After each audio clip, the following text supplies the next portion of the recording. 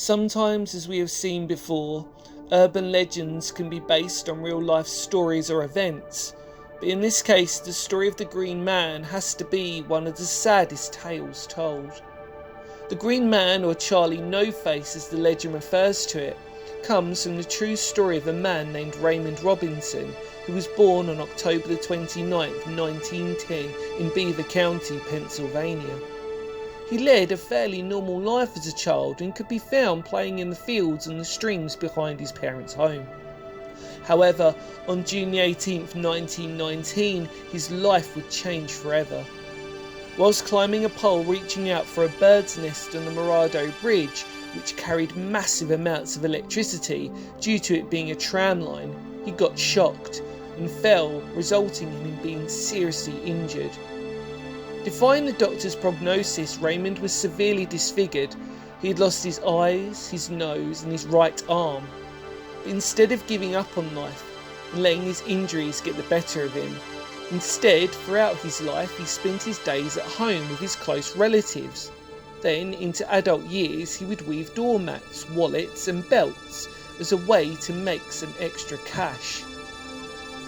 Although because he felt his appearance might scare or upset people, he would barely go out in the day, instead choosing to go out on long walks at night along State Route 351 with a walking stick, and sometimes he wore a prosthetic nose and a big pair of glasses, but would feel just as comfortable without them.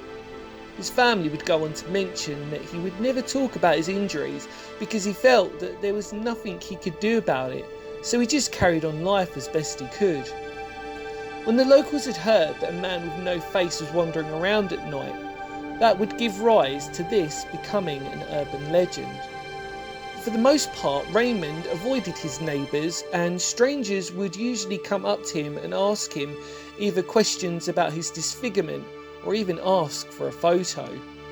Some, but not all, would say cruel things, and on more than one occasion he was struck by a car.